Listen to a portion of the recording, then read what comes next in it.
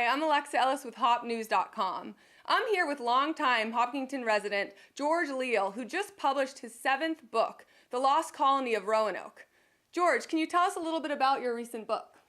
Yes, this is a book set in 1587. It was a joint venture by Sir Walter Raleigh and Queen Elizabeth. And they wanted to explore the New World. They wanted to get a foothold over here before the Spanish claimed all of the New World. And they sent over a colony. They were here for approximately 6 months. The governor went back to England, and when he returned with more supplies and fresh troops, the colony had disappeared. So that was one of history's many mysteries. It is the oldest mystery in the United States. It's over now 400 years old. So that really intrigued me. I mean, so whatever happened? They came back, and all that was written in a log was Croatan, which is the name of an Indian tribe and also the name of an island nearby. So history said, well, maybe they went there. They've never found any traces of the survivors. It was a complete mystery, and so I loved it. So I leaped at the chance to start writing about it, and I love it. I love the whole intrigue, the mystery. History is so full of it. So this is another one of the opportunities that I've used to write my historical fiction. So. Now, when it comes to your works, how much of it is truth and how much is fiction? Well, you know, I always say this. You can't change history. So history is as it is. You know, we won the Revolutionary War. You can't change that. When the Civil War occurred, Grant and Lee were the great generals. You can't change history.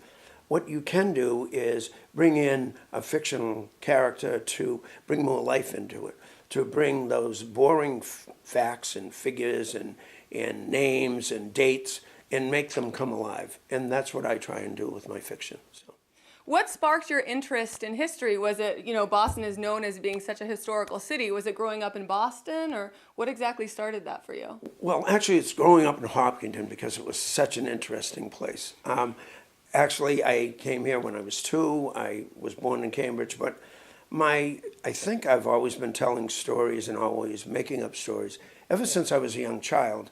And then I loved history. I loved reading about it. I was going to college I eventually had a degree in history and English. I taught some high school history, English, so I write about history. So that's really what sparked me. I loved history. I loved reading about it, and I remember that as a child. So. Now tell us a little bit about your latest book, Father Grigori, which is yet to be published, about Rasputin. Can you tell us a little bit more about that book and get the viewers excited? Oh yeah, I hope so. Father Gregory, Gregory Rasputin, was one of the most interesting characters ever in history. He was directly involved with the Tsar and Tsarina of Russia, the last Tsar of Russia, Nicholas II, and Alexandria, his bewitching wife, as Rasputin called her. And he was there when the actual Russian Revolution occurred. World War I had started. There was a lot going on in Russia at the time. So that is really interesting to me. I found that he was such a, bizarre character. He used powers of hypnosis and his hypnotic quality and the whole mystery and mystique about him to the Tsar's son had hemophilia. Nobody could stop the kid from bleeding. Rasputin had that ability. So by doing that, he gained their trust and their love, and he helped direct them, as it turns out, down the wrong path and to their own destruction. So wonderful character. Where I got the idea for this, I had done a history paper on him when I was 22 years old and going to Framingham State University. It was Framingham State College back then. And I said, someday I'm going to write a book about this. Well, 40 years later, I finally was able to do that. So that's what really started everything. So, George, you're signing your recent book, The Lost Colony of Roanoke, on February 26th. When is that signing going to be? Where is it going to be? What time? So it's February 26th. It will be at the local Barnes & Nobles in Bellingham, Mass. It's a Tuesday night from 7 to 9, and there'll be other local authors there. It's what Barnes & Nobles likes to call their local author night. They try and get local, hopefully interesting authors with their novels to speak a little bit about their novels in front of their, their customer base and friends and family, and just talk about their novels one-on-one a little bit.